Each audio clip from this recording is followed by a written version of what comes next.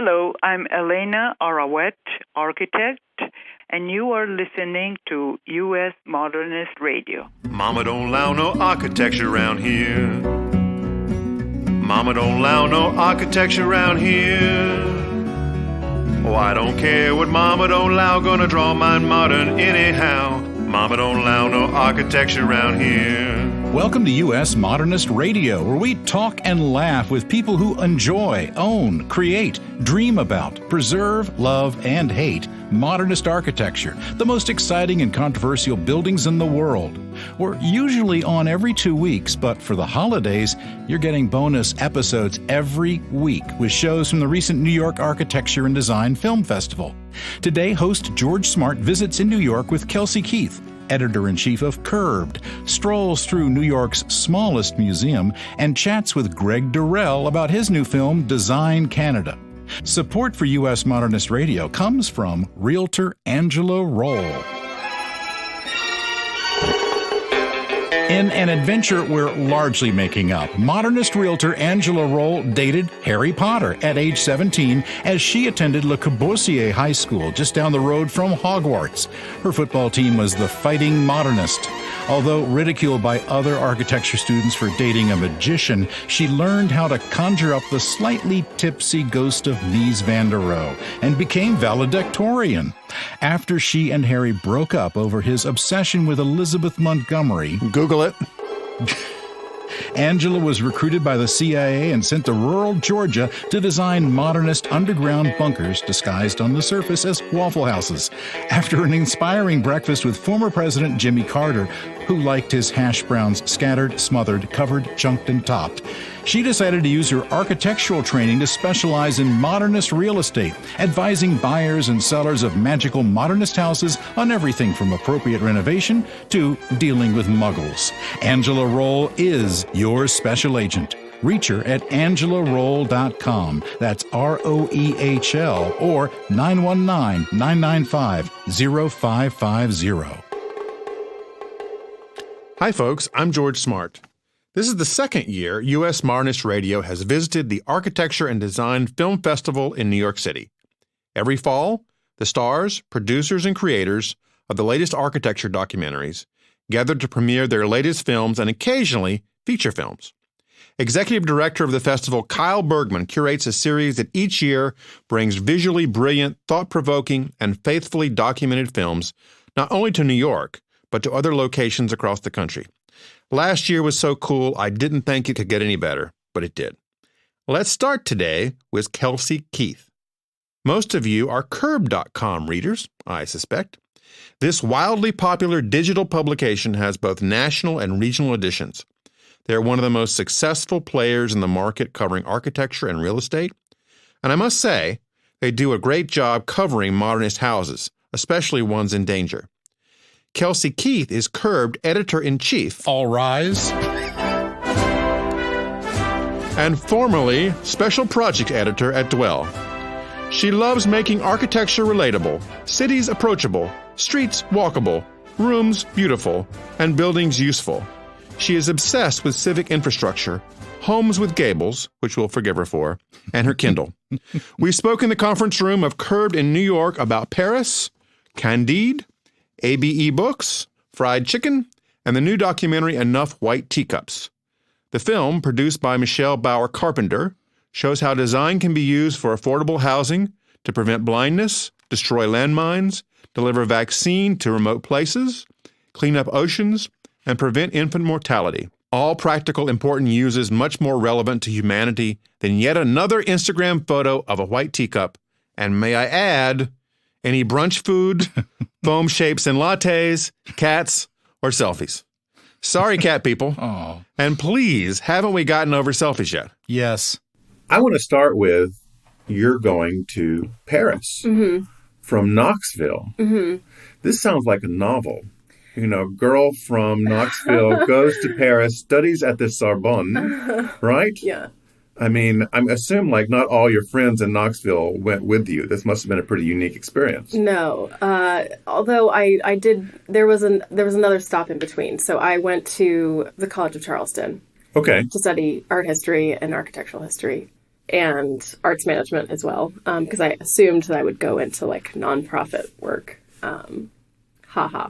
And I was really ahead in my coursework, and I had sort of always intended that I would go somewhere else. That was part of it. I mean, working hard in high school, and I took Latin and then French, and I think, I had a fair amount of aptitude for it, I think, and so I just sort of always knew I would go there, and I went to Paris. Yeah. And the Sorbonne was, of course, incredible. One of the biggest benefits of studying art history as a student in Paris is that you get this gratuite, which allows you free access into any museums, and you can skip the line. Really? So essentially, Paris itself and all of the museums are a place to study for a student, which is, such a formative experience, because you could go in and see something specific that you needed to see, but you could also just take some books and go in to one of the, sort of sculpture galleries at the Louvre and just spend time and absorb. And kind of like a high-end Starbucks where you can go in and lounge around. Very high-end Starbucks, no coffee allowed. But so that was incredible. But another thing that really stuck with me, and I think has informed my later work, even though I actually did not really have plans to go into media, something that took root with me when I was in Paris is the system of education is quite different than the one in the US, mm-hmm. and essentially how I assume it's better. It's different. I think it rewards a different sort of intellectual pursuit, shall we say. You're not studying to a test, for example. There are obviously different types of courses at the university, but the one in particular that was super challenging, and therefore I think did the most for me, was essentially you would get at the beginning of the semester, you would get a reading list, a suggested reading list for whatever the topic was. And this one I think was the beginnings of modernism, so 19th century painting in France. And they give you a recommended reading list, and most of the class hours are not actually spent in a classroom together. It's supposed to be independent study. So there's an incredible library at the Centre Pompidou, and we would just go in and work our way through this recommended reading list, as well as any other books that seemed somewhat related or in the same section or interesting or whatever. And basically you just read. Wait a second. You go and you read on site? Is that the idea? No, you just spend time going to the library. And Pompidou has one of the best art libraries in the entire world. And so pretty much anything you want to read, you can't actually check them out. So you're just spending time in the library, and you go and you just read for hours and hours and hours and take notes and absorb and learn. And it's very, in that sense, it's a bit autodidact.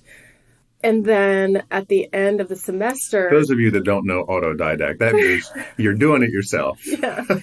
Yeah, which is funny because there are other types of courses in French education where it's very rote and rigorous. When you're writing an art history paper, there's actually a very set structure that you need to hew to exactly.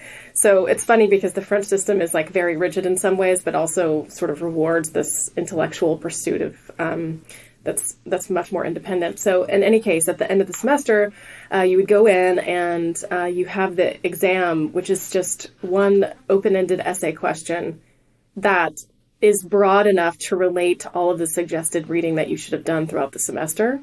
And then you just have to write extemporaneously an essay relating to this topic, and then pulling in examples from what you read over the semester. It sounds like a PhD process almost. And of course, the funny thing also is that the grading scale is out of 20 points. And even if you are a superstar, there's no expectation that any student will get above probably a 16.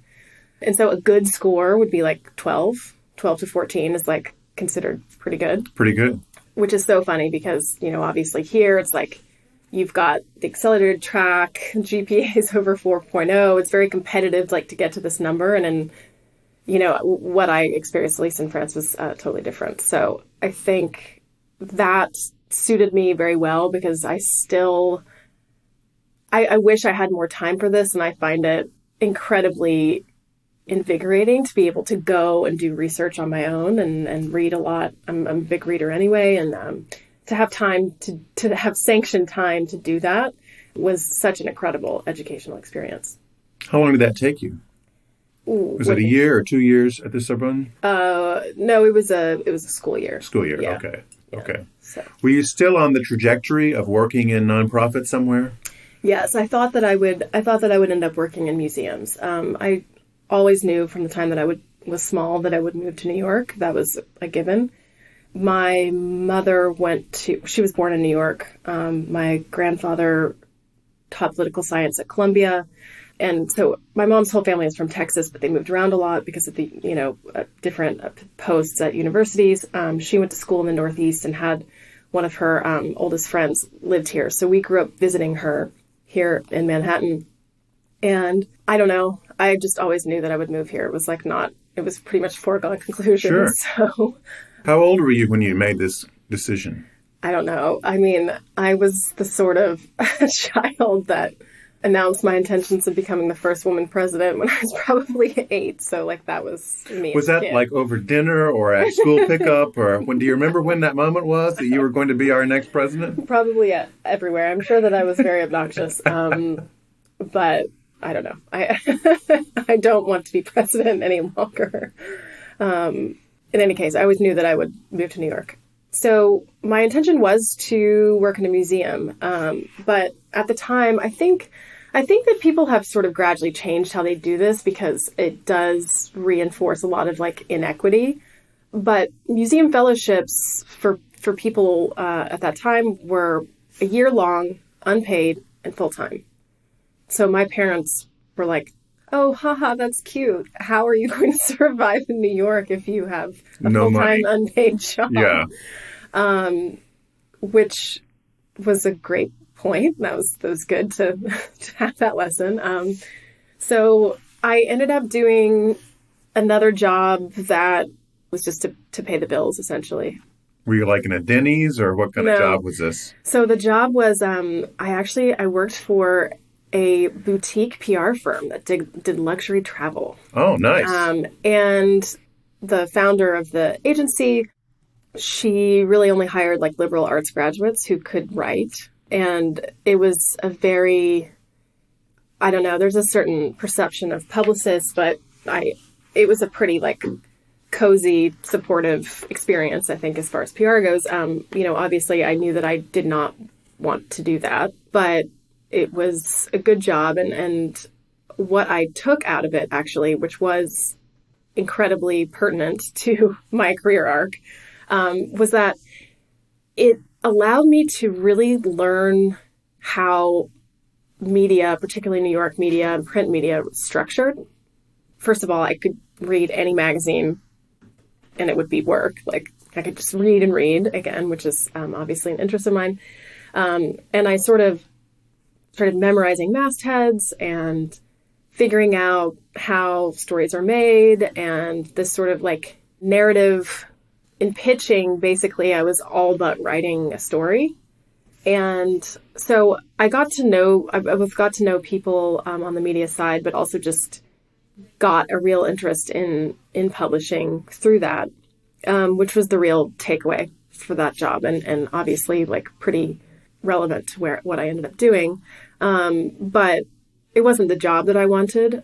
So after about a year and a half, I quit with every intention of applying to graduate school to become an architect. Ah. Yes. And that happened to be the summer of 2008. And we all know what happens in September of 2008, which was the Lehman Brothers crash, and then the ensuing financial crash and recession. So I think, there are two responses to that for people who were considering grad school at the time. One was, this is a great time to go get further education because there's nothing else really happening. So and their economy will recover at some point. Yeah, right. My response was a little bit different. And in that I was like, this is going to have long tail effects for quite a while. If I'm going to be an architect, there's pretty much no way I'm going to be working on any sort of building projects for probably another 10 years after that. Architecture takes a long time anyway. Until about this year, you'd start to work on these projects. And also, I was lucky enough that I had no student debt, and I was very cognizant of wanting to be able to pay that off, and just sort of, I don't know, this is my practical brain. Like, I just didn't want that unless I could pay it off, and it seemed like a bad bet in that case.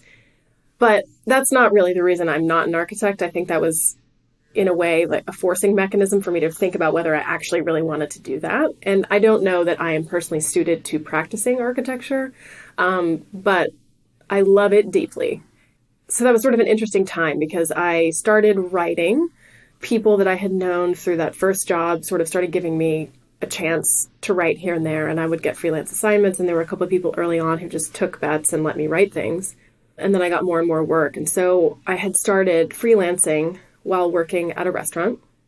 And then I was in this time when I had decided not to apply to grad school, or at least not yet. And then after thinking about it for a while, it sort of dawned on me that what I really care about, which is architecture in a way that is very public facing, through writing, I could really express that ideal, which is to say, I love architecture. I think I understand architects pretty well, and I'm just genuinely curious and passionate about it.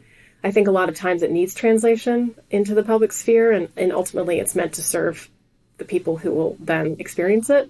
And so I think that's a really crucial position, that it needs communicating well. And you get to read a lot, too. I mean, and you get to read a lot. Yeah. And you get to work with people who are interested in doing the same things, whether they're editors, whether they're other writers. So that was something, that was just an idea that opened up a little bit later. I mean, it wasn't that late. I think I was 24. So it wasn't like I came into it super late in life or anything. But I didn't always intend to go into this field. And then the forces sort of aligned in a way that it was this realization that I could be involved in architecture and also design. At this point, less so art. When I first started writing, I was doing a lot of art stuff, but my real interest came down to architecture and then design, and that's what I've ended up being able to do, which I feel very lucky to have forged this particular path. But it's of course all very much thanks to people who took a chance on me and other people I met who were very inspiring to me in terms of the work that they were doing. And then, of course, getting to know the architects and designers, the practitioners who have provided lots of interesting fodder, material, and questions and situations over the years. So now there was lots of marquee titles you've been associated with, some more than once. So Architizer, Dwell twice? No, so I was the founding editor of Architizer. Okay. Previously, when I was freelancing, I wrote a lot for ID magazine, which has since closed. But ID was also very influential, I think, in my career, mostly because of all the people who have been associated with ID. Before, when I was writing there, Jesse Ashlock was the editor-in-chief. Prior to that, Monica Kimsarov and Jill Singer, who have since started Sight Unseen, were the co-editors. And before that, it was Julie Lasky, who obviously, New York Times Home Section. There was also a crew of freelance design writers who were all writing for ID at the time.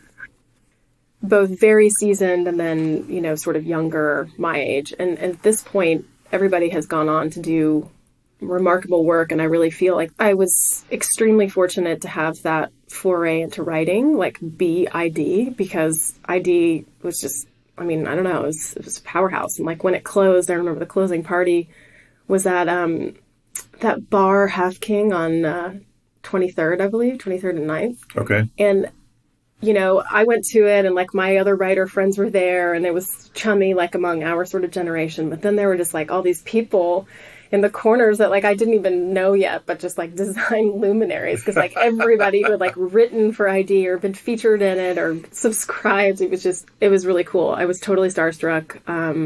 But that was important. And also having really good editors, really keen, sharp, eagle-eyed, incisive editors obviously helped both my work as a writer and then later my work as an editor, because I always had really good examples set for me of good editors. So that was the first one. And then, so I was founding editor of Architizer, and then I was at Durrell for about 4 years.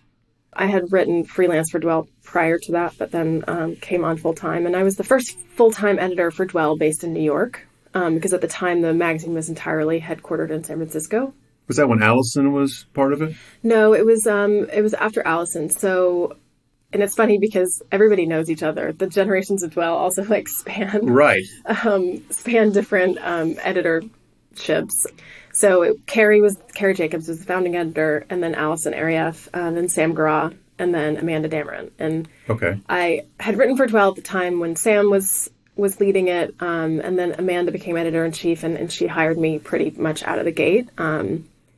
And that was an incredible experience. I mean, it was really hard work. It has always been a fairly small team that was very ambitious. But all told, throughout those years there, I was obviously like had a heavy hand in the print side. You know, I started out doing market pages for front of book, then sort of took over the whole front of book, and then, you know, by the end, I was second in command to Amanda, and then was helping like direct the digital content, and then all of us were very involved in the live programming. But I ended up taking a pretty strong role in the New York conferences that we produced for Durrell. So I got to do a lot there, and I would not have been prepared for this sort of job that I have now, except that I gained so much experience at the magazine. So. I think Curbed is one of the digital publications that most people that I interact with, which are non-architects, know about. Mm-hmm. And they're huge fans. Curbed, you know, this particular job, and especially like at the time that I was hired, was such a rare opportunity. For one, having someone come to you and say, we've never had an editor-in-chief before, therefore, we've never really had an editorial strategy. And also, Curbed has already existed for this amount of time, but it's ready for like a vision, a new vision, and like a purpose, and like a, you know, and then basically like we'll give you some resources to staff around whatever you want to do strategy-wise. For an editor, that's just like the most the lottery salient opportunity. Yes, it's like winning the lottery. So that was amazing. And why Curbed in particular, why I was interested in Curbed in particular, is that obviously I loved Durrell. I had read Durrell for years and loved working there. But shelter magazines inherently like do exist in sort of a vacuum. And my interest in design and architecture does not exist in a vacuum. I think that, as I see it, these ideas of design and architecture are like woven throughout such a broad scale of aspects of where people live, which is to say, like, if you care about your individual residents, you probably care about your street, your neighborhood, your city, and then these larger, and then, you know, so on to like these larger ideas of urbanism or design or whatever. Transportation, education. Exactly. Climate, safe streets, public transportation, all of it. So it's very hard to communicate that because just in a nutshell, because it is really broad. Like that coverage area is super broad. And to be honest, like I don't think anybody is expressing that or had not been expressing that all of these things are so connected. And the opportunity that I saw at Curbed was the ability to communicate around these things I really care about, which are design and architecture, that's public facing, but interwoven with so many other things that people want to read about in the places that they live. At the time I came on board, like Curbed was primarily known as like real estate blogs. And it was a pretty loose federation of the various city sites, and they weren't really connected. And, you know, each one was kind of doing its own thing, and there wasn't really like a strong centralized core. So when I was hired here, that was really like what I saw as the possibility, was to build up the centralized core, do some things that are frankly like magazine worthy, start commissioning photos and original illustrations and work with really good writers, and do more original reporting. And so the thought process was, if we can staff up centrally and get some really amazing people, like eventually once we build up that strong central core, which had never, you know, really been paid much attention to, that would eventually translate to all of the city sites. Meanwhile, the work for the first couple of years was trying to better unite those city sites, have editors talk to each other and sort of get to this point where we could express that, like, there is this connection between local and national. It's not just totally discrete properties. Obviously, each city that Curbed reports in has its distinctive characteristics and things that have an inherent local value to the readers who live there. And some are more or less important depending on where you are. Like in San Francisco, the homeless issue is, epic right now. Sure. Yeah, exactly. And in New York, there's a public transportation crisis happening, essentially. San Francisco and Boston both have like extreme affordability issues. I would say, and then somewhere like Austin, Texas, like the population is growing a lot because there are new businesses there, but that's, sort of changing the city. And then also you have to have infrastructure that matches that population growth. So anyway, each of these cities has its own set of issues or, also its own identity. This is not to say that like cities are in any way homogenous, nor should they be. But what I had intuited and then what has proven out and how we've set Curbed up as this like network model is that it's actually really beneficial to have an editor based in Seattle talking to an editor based in Boston, talking to an editor based in Atlanta, because so often some of these issues that are affecting people in the places that they live are actually something that's affecting people in other cities as well. And part of it is just a greater understanding of what's happening outside of your backyard and this sort of like empathy for what other people are experiencing, but also like there are lessons to be learned. If Seattle's doing something that's quite interesting, whether it's in the reporting of it or, the city is undertaking a program, it sort of indicates to other city editors that there may be something similar happening in their city to pay attention to or that the readers might be interested in. How many cities are there in the Curbed network? We have 13. 13? Yeah. Okay. We also have a Hampton site, which is seasonal. In any case, like that was sort of an interesting thing. And I think that approach is unique. And when I say the local to national thing, what I mean is like we both have the ability to be meaningful and pay attention to what people care about, like in their local places. But also because we have this national audience and because we have a network, if there's something major that's happening in a city, we can actually broadcast that to a much larger group of people. Right. It's not a finite audience. And that's really crucial to what our like mission is and what we're trying to do here. Likewise, we have a national focus and we have these great like sort of centralized senior reporters and an engagement team and a photo editor. So we can really put some serious editorial firepower behind features and projects that we're doing in particular cities now in ways that Curbed could never have done before. And some examples of that are we've started these, what we're calling the beginner's guides. So basically everything you need to know about living in this particular city that's geared towards people who might be moving to LA, right, might be moving to San Francisco, might be moving to New York. And this is based on like the experience of like people who have lived here for a long time and all of the servicey things that Curbed has published over the years, of which there are like millions. You're mining yourself now, exactly, right? Yeah.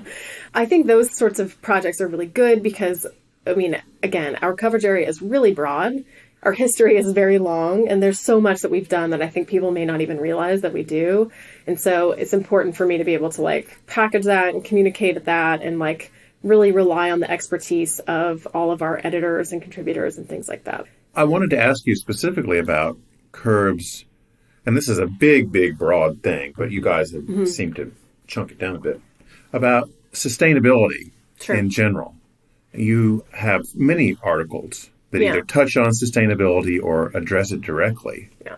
Is that something that is new, having the national office versus what was happening in the cities? I think so, because to be honest with you, the sustainability conversation, in my own opinion, has long been relegated to like individual building projects, when in reality it takes a systemic approach to make any sort of change.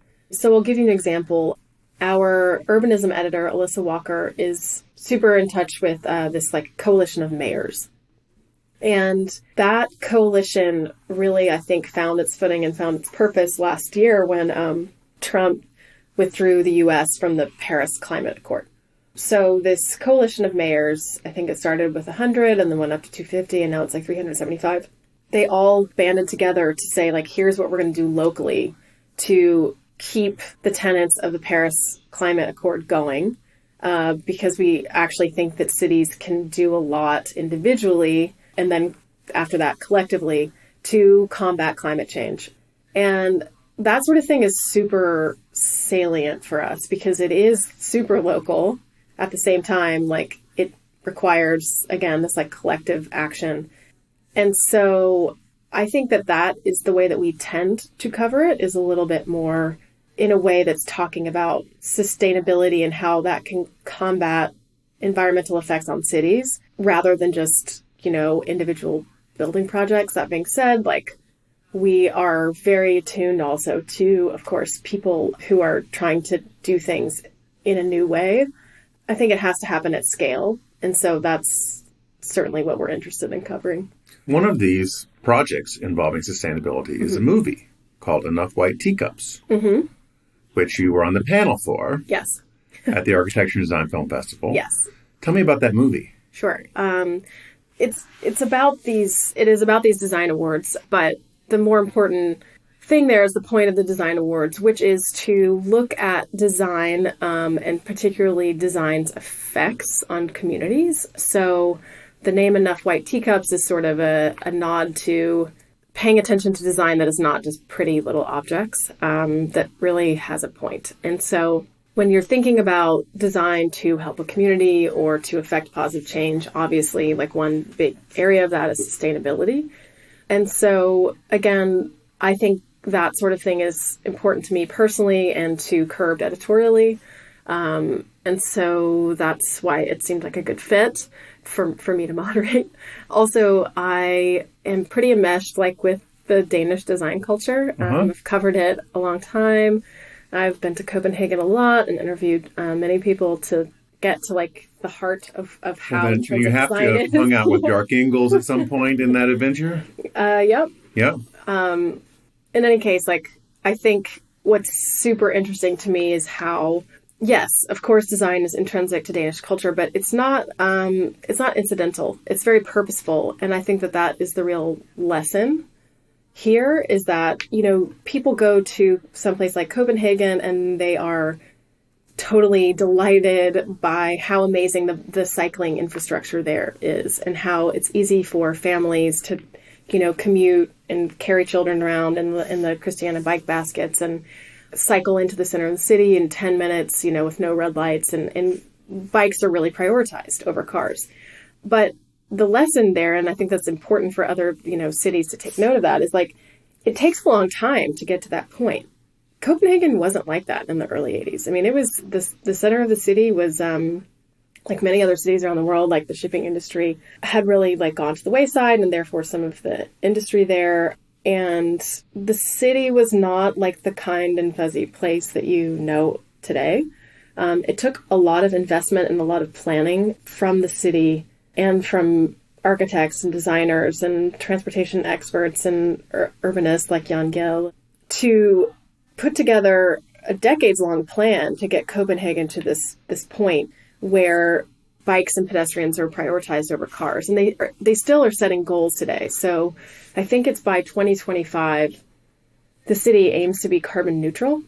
And part of that is around transportation, obviously, and having more people bike instead of drive. And at this point, it's much easier to cycle there than it is to drive. Like, it takes demonstrably longer to drive anywhere than it does to bike. People bike in all kinds of weather. And they're able to do that because the city invested so much time, planning, and resources over decades to make sure that the infrastructure supports that idea. To me, that's the takeaway, I guess, is that it's not just like, oh, how quaint, like, isn't Copenhagen a magical place? It's like, no, it took a lot of planning and a lot of work. Yeah. And the fact that people prized it, thought it was important, and thought sustainability and public transportation and, like, prioritizing the individual person over these, like, vehicles, that was very purposeful. It's hard to get your hands on some of these documentaries that highlight Copenhagen, for instance. So when people ask me for resources, I point them to Danish crime dramas, which are wonderfully produced. I'm a big fan of Broen. Like Borgen and The Bridge is my favorite. The Bridge, The Killing. Yeah. There's one they shot like on some island remote up there. And then earlier ones, too. I think there was one about this Icelandic cop, and they were in this star-shaped fortress in Copenhagen someplace. Yeah. Well, The Bridge especially, I mean, as you can glean from the title, has a lot of great infrastructure, like beauty shots. Yeah. She's driving her Porsche across the bridge. And... No, the trains, it's not just the cars. Anyway, These shows, if you haven't seen it, folks, I think you can get them on any of the streaming services, a lot of them. They have these 10-part, usually, series, so 10 hours is a season. Yeah. It's not like an American season, which is 25 or 26 hours. So you can go back and you'll find yourself binge-watching these things easily. Yeah, well, if anyone knows how to stream Season 4 of The Bridge, I'm dying to know, because I keep Googling it. It's unavailable to me so far, so, Anyway. We'll have to talk offline. I can probably hook you up. Okay. Well, I just want to wrap up with a question I had for you from something that I read from one of your previous interviews. You said that when you read the book Candide by Voltaire, it changed your outlook on life. Now, I was not privileged to read Candide, so I went online and got the Cliff's Notes and followed the adventures of Candide as they go from his sheltered life through all the various kind of things. And so my question is, did reading that book make you more optimistic or less optimistic? Oh, yeah, that's quite a question. Well, I'm gonna turn this around a little bit, and I'm just going to mention that one of the last books that I read that made a real impression on me that I actually think strongly relates to Candide is the book Less, which won the Pulitzer Prize this year. It is basically the story, it's sort of the global travels of someone who has sort of wittingly, sort of unwittingly played the fool for his entire life. And then there are lots of foils as he's sort of like discovering this process. And then in the end, it's left a bit ambiguous as to how much awareness he has of this. And to me, that's the sort of contemporary iteration of Candide in a way that I was like delighted by, obviously. I mean, I would say this is not a super cheerful note, but it's okay. If you want to be Candide morose, you can. Candide is a cynical work. Yeah. And if I'm going to be diplomatic about it, I would say that to me, that sort of book just reinforces that learning and education and awareness of the world instead of just like your own very tiny myopic perspective is really crucial unless you want to play the fool. Okay. So that would be... Yeah, that's very diplomatic. That's my wrap up. Yeah. And it seems like our fool quotient is going up, every day in various places. Yes, because a lot of the people playing the fool, in fact, do not read at all, which is sort of mind-boggling, actually. And I love the variation in your reading. I saw there was some profile of you. You're lounging in your couch, and there's like taco recipes next to some current novels on the bookshelf right there. I could zoom in and get like taco heaven or... Yes. My partner is from California and he's a really good cook. So I think that was his taco recipe. His taco night. Yeah. We read quite a lot, and I've always loved fiction, and I'm a really fast reader. And I would say now more than ever, I find fiction to be a really good escape into... That's sort of like my way to decompress, I think, is to read books and sort of escape into those worlds. That being said, I am a big-time customer of Abe Books, which you can find all of the old architecture print, like really funky, like 80s, treatises on whatever, postmodernism. Anyway, I love that site. You can find such treasures for like less than $10. It's great.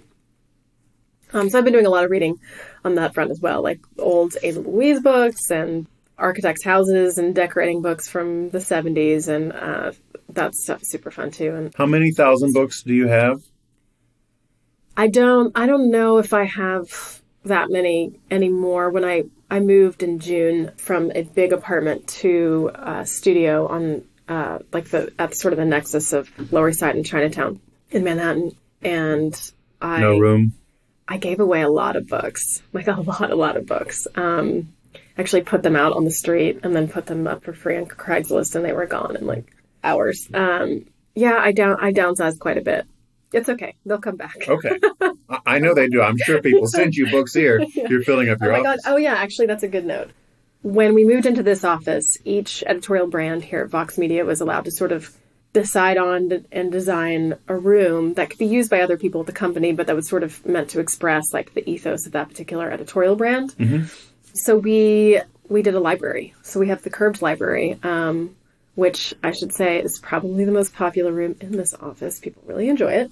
But I brought a lot of architecture and design books to the library. And then, of course, people send them to us. And so we have such a treasure trove, honestly, because we end up writing about those books a lot or using them for interview purposes or whatever. And so publishers are sending us their new releases. And, at this point, we have a real resource. And I think it's quite good. And I encourage our staff to take some time and go absorb whatever new ones are coming in, or let's just put it this way. There's a lot of information and learning in the world that is not on the internet. And I think it's a good thing for people to remember. Yes. The internet does not have all the knowledge. No, it doesn't. Kelsey Keith is the editor or? Editor-in-chief. Editor-in-chief. There should be music playing when you have the in-chief part. Editor-in-chief of Curb.com. And you can see that online. You can subscribe to the different posts. You can also use an interesting RSS feed trick where you can have all the posts sent to your inbox, which is what I do. So I can wake up in the morning and they're just all sitting there waiting for me to read. Well, I should also mention that we have wonderful newsletters, daily newsletters for each of the Curbed sites, as well as a weekend features newsletter. And, of course, our Instagram, where we do some platform-specific storytelling there as well. So make sure and follow us on all those platforms. Well, thank you, Kelsey. When you come to North Carolina, I'll get you some fried chicken. Oh, great. Well, Nashville has really good fried chicken. So. We have a few places left. They've destroyed most of them, unfortunately. Thank you so much. This was really fun. Thanks. Stay tuned, because next up, George visits the Mmuseumm. Am I saying that right? Yes, you are. Oh, thanks. It's a converted freight elevator, which is the smallest museum in New York City. Then a conversation recorded in almost pitch black darkness with Canada's Greg Durrell on his new film, Design Canada. This next segment is short as befitting the subject. An incredibly small museum. One of the most interesting and creative exhibition spaces I've seen in a long time. I must apologize to the person I'm interviewing. This all happened on the fly, and somehow I lost her card, and therefore her name. So if you're hearing this and know who she is, or maybe it's you, please reach out and I'll give her/you the attribution that she/you most certainly deserves. Now, if US Modernist could just afford a producer, or even an intern, getting these details would be a lot easier. Send your donations to US Modernist Remote Interview Entourage Fund, care of George at USModernist.org. Okay. Or I could just be a little more organized. Oh, wait. I got it. I remember. Her name is Kate Athol. So thank you, Kate. But still, shameless plug for US Modernist Remote Interview Entourage Fund, which would take your cards, letters, and donations now. I'm in New York. Isn't that great? And I'm standing on Cortlandt Street, is that right? Cortlandt Alley. Cortlandt Alley, which is pretty nondescript. A lot of brick and walls and ventilators and scaffolding and fire escapes. And there's this really cool place called a Mmuseumm. Now, you might think that a lot of museums in New York, but there's something really special about this one. Hi, yeah. So we're the smallest museum in New York, actually, and we're tucked back here in Cortlandt Alley. It's right on the border of Chinatown and Tribeca, right in there. It's a bunch of old factories that have now been converted into different gallery spaces, studio spaces for folks. And so the museum itself actually is a converted freight elevator. We had some studio space in a building. The freight elevator was totally out of commission, and we thought, how can we use this space to do something different, do something unconventional, find a new space to tell stories in? So what we did is we created Mmuseumm, which is the smallest museum. And so what we do is we display what we're calling object journalism. So it's taking objects that people use every day in their lives and encounter every day that tell stories about the way we live, and then we use them as displays here at the museum. So each little shelf within our museum is its own collection and it tells its own story. And so we've been here for 6 years, and we have both the museum and now we have a little gift shop, which is another kind of garage door situation tucked back here in the alley. And we have a tiny desk and some snacks and books and things that you can buy that are relevant to the things that we're showing off. And so we just kind of used little spaces during the week. It's pretty busy, actually. There's a lot of back entrances to different businesses and buildings, so there's a lot of through traffic, a lot of stuff going on, and then in the weekend it quiets down a little bit, and we open our doors and show off what we have. So when you say tiny, what do you mean exactly? How big is the museum? So imagine you're in a decent-sized elevator, so comfortably we can fit about 5 people at a time. And uncomfortably, how many? Have you tried yet? Uncomfortably, probably 7 or 8 if you're willing to squeeze. Yeah. And the gift shop, how big is that? The gift shop, you can't enter it. We just have one employee and a little desk that you can kind of interface over. And that's probably 3-4 feet wide by 6 feet deep.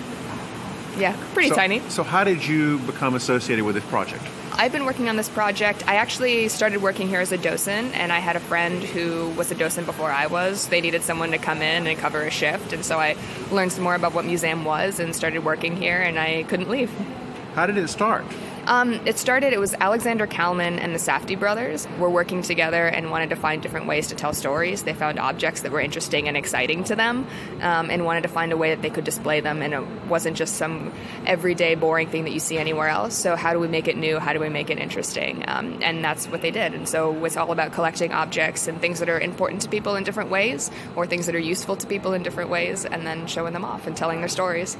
Now, inside the museum, which I can reach across with both arms, the shelves are organized by theme. One shelf you have in there is of cell phones.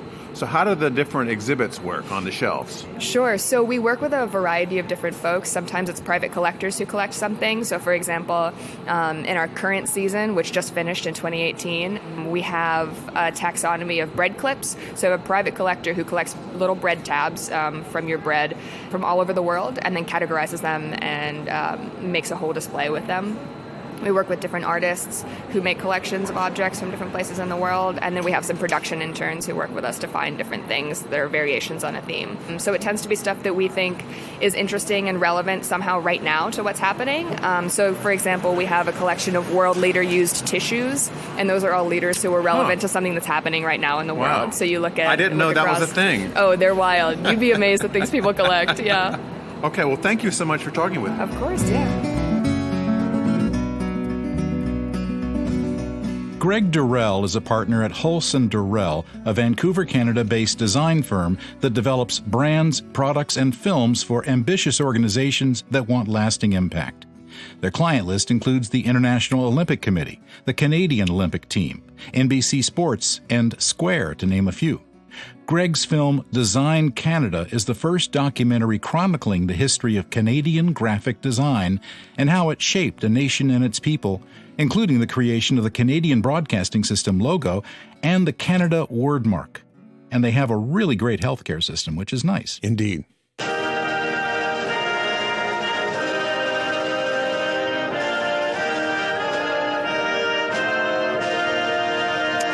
This is the national anthem. You should be guessing the country right now. You've heard it on the Olympics because this country wins quite a lot. Are you getting it or are you Googling it? Ask the person sitting next to you. Yes, it's Canada, our neighbor to the north. They do a lot of things right up in Canada, particularly in design, which we're going to talk about today. But this is the national anthem, and I just learned from our guest that they changed the words of this to be more gender inclusive. So that's pretty great. You don't see many countries doing that in this day and age. This is George Smart with US Modernist Radio, and I am sitting in the dark. Literally in the dark. There's only the glow of my computer laptop screen, but I'm sitting here with the guest in his headphones, and I can't see him. He can see me a little bit because there's the glow of the laptop, but we are in the dark at the Architecture and Design Film Festival. We got here, there was a little scheduling issue. All the main rooms are booked with films. So we're in the private Sony screening room, which is on the next level down, and we can't find the light switch. So, welcome, Greg. Hey, thanks so much for having me, George. My first interview in the dark here, and let's see how this goes. Greg, you are a noted designer in Vancouver, Canada, and you're also the producer of a film that's going to debut here at the Architecture and Design Film Festival. What are some of the things that Americans either don't know or haven't discovered yet about Canada? Man, that's a loaded question right there. Maybe that we're not all shoe smugglers like your president refers to us as. You know, I think Canada and U.S., we have a lot of similarities. Our cultures share a lot of music, art. You know, we draw inspiration from similar places. But to me, what kind of separates Canada from the U.S. is the way we approach immigration. Okay. I grew up in Toronto. I live in Vancouver now. And as a Canadian born in Canada, going to high school in Toronto, there was only 50% of the people there that were born in Canada. Everyone else was from different parts of the world. And I think that's what I love about Canada is that we are not a melting pot, as you guys refer to yourselves. We refer to ourselves as a mosaic. Okay. Everyone isn't just Canadian. They are from somewhere else too, and their identity is what really matters. In Vancouver, I understand that some of the food is really great because of this mosaic, particularly foods from Southeast Asia and China, right? Yeah, absolutely. Especially there's a really big Japanese influence as well. And being a port city, you know, we get a lot of fresh fish right off the boat, which is fantastic. But yeah, there's a really great Asian influence in Vancouver, and it's you can see it, and it's evident in our food, in our art. But maybe more noticeable is the influence of First Nations Pacific Northwest's native culture. That's something that's really embraced in Vancouver and British Columbia and Canada generally. And it's a beautiful part of what makes Vancouver, Vancouver. Now, as producer of this film, which we'll talk about, I was wondering, is Vancouver still like Hollywood North? Is there still a huge amount of production that gets done up there? I believe so. Not that I'm really tapped into that, to be honest. A lot of that work is from the big studios that maybe rent a warehouse somewhere out in the outskirts of town, and the government gives them tax breaks, and there's a lot of incentive for them to be there. So I'm not really too sure. I mean, when I started this film, I had never made a film before. I didn't even know anyone who had made a film before. There was just this kind of story about Canada and Canadian design that really interests me, and it was a film that I wanted to watch. So I just picked up the gear and taught myself how to use it. The theme of Design Canada, your film, is to explain the history and source of some of the most well-known and loved images and icons from your country. So tell me about a couple of those. Well, I think on the surface level, you know, that's where I began. I'm a graphic designer, and I felt that growing up in Canada, I was just surrounded by all these beautiful logos and symbols. And to me, what makes design exceptional is when a graphic designer can take a complex idea and distill it down into a simple, memorable, and iconic form. And there was so many examples of that in Canada. And you don't have to look any further than our national flag. I mean, our flag is incredibly distinctive. It is incredibly simple. It has a maple leaf at its core. And because of that approach to design, the simplification of that flag, it has done so much for this country. It is a rallying point for this country. And the really interesting thing about this flag is that it's only 50 years old. This flag has only existed since 1965.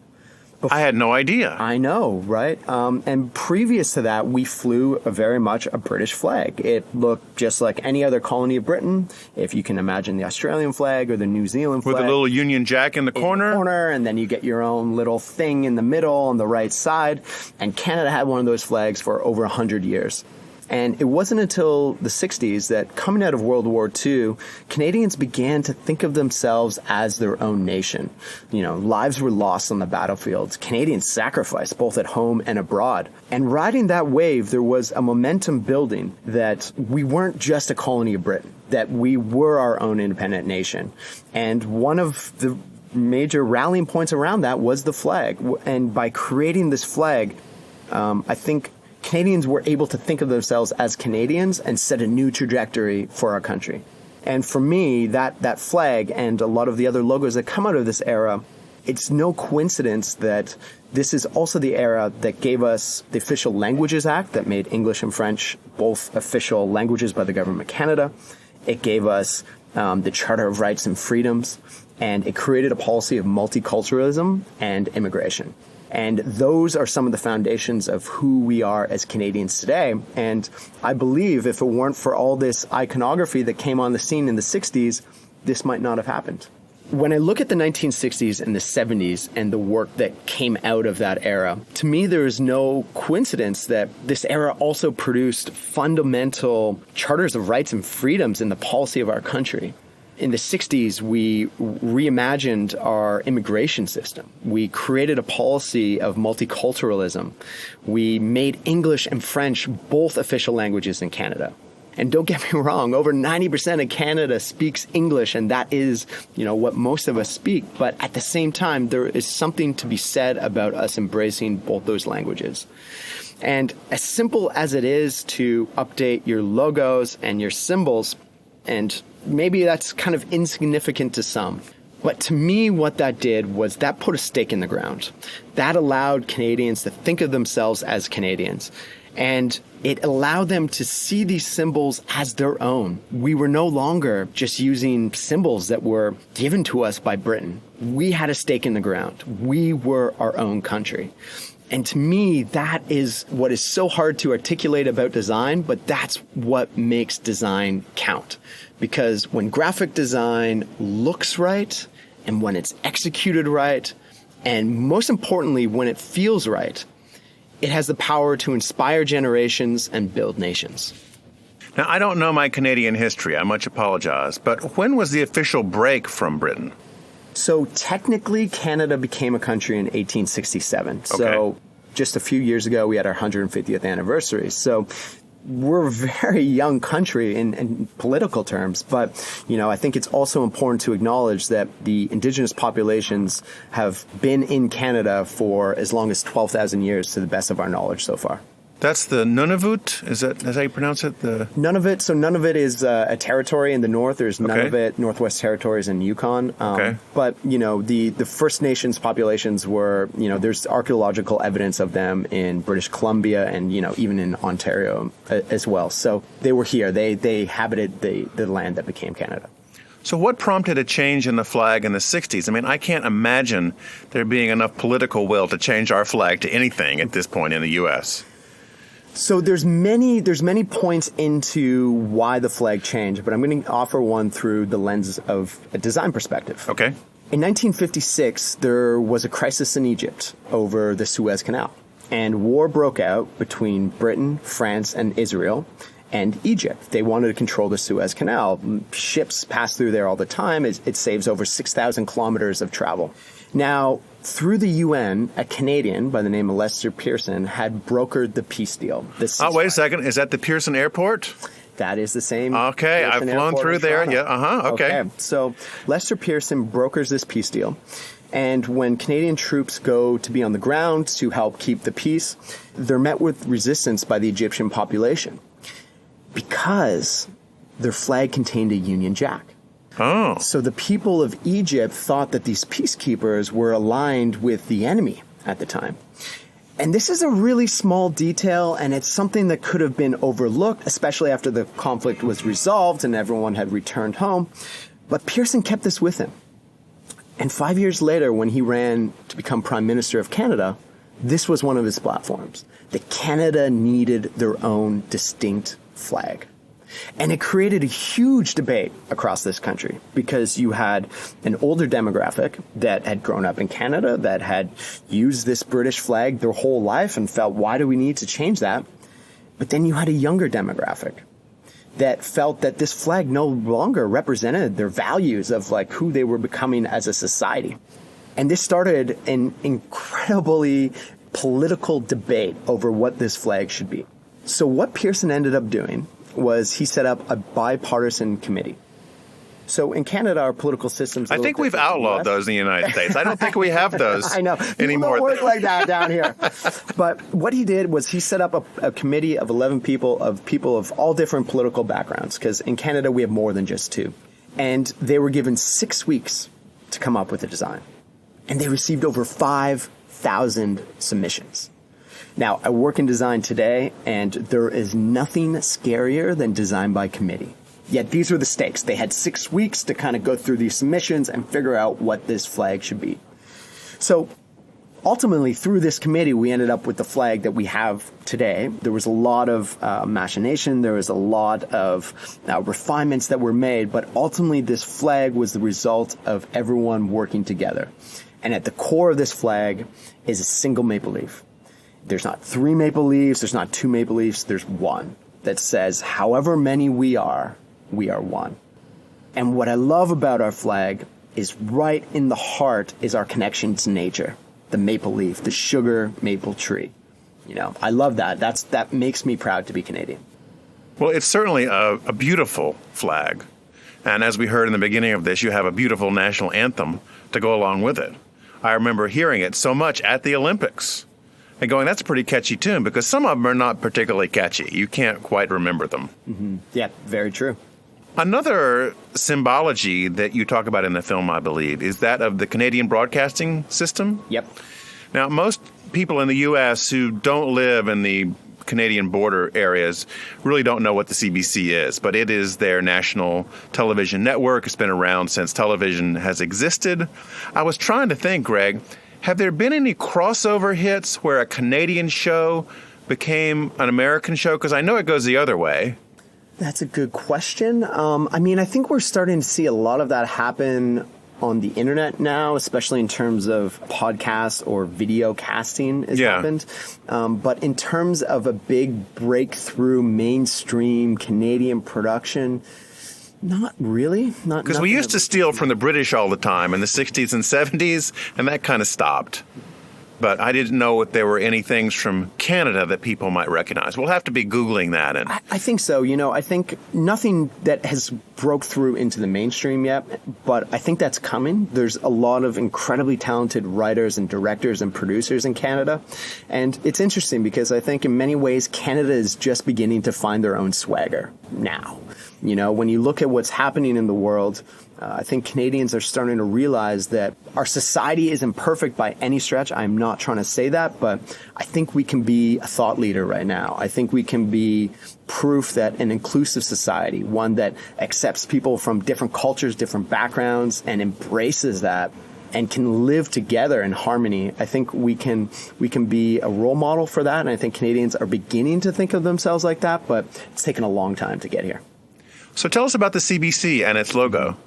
Yeah, so the CBC, it's very interesting what happened in this whole era. And again, when we think about the Canadian Broadcasting Corporation, they are the public broadcaster, similar to maybe your NPR or PBS, yep. That was the one. So when you look back on the history of their identity, they started out in the early 1900s, and as you could imagine, they had very elaborate identities with the map of Canada and the latitude and longitude lines and CBC and a kind of brush script across with lightning bolts symbolizing energy. And what happened in the 60s and 70s in Canada, and not only Canada, all around the world, but these designers just cut away the excess. They got rid of the lightning bolt. They got rid of the outline strokes of the maps and condensed it down into a simple, iconic, memorable form. And this logo, all it is, it's a C at the core that broadcasts out to Canada and to the world. And it's a very simple idea, but in that idea and through the execution, it is something that Canadians can remember. And we've almost become known by all around the world, as you see our reporters investigating topics from Africa to Asia to Canada and the U.S. How long has that logo endured? That particular logo was put into place in 1974. and in 1992 it was updated. It was further simplified. So it was originally designed by Burton Kramer, a Canadian designer, and it was updated in 1992 by Stuart Ashe, another Canadian designer. And that project, that rebrand, was met with a little bit of controversy around it, not necessarily in terms of the work itself, but the way the CBC kind of handled it. Instead of going back to the original creator, they went to one of the competitors of a creator, which kind of creates this complex ethical question, because obviously the corporation owns the mark. It is their mark. They can do what they want with it. But does the designer have any ownership over it too? Does the corporation have any out of respect? Should they ever go back to the original creator in these kind of situations? So it kind of caused a little bit of an ethical situation, and many designers have taken sides on this topic. But I think regardless, Burton Kramer is the originator of the logo, and Stuart Ashe modified it to what we know today.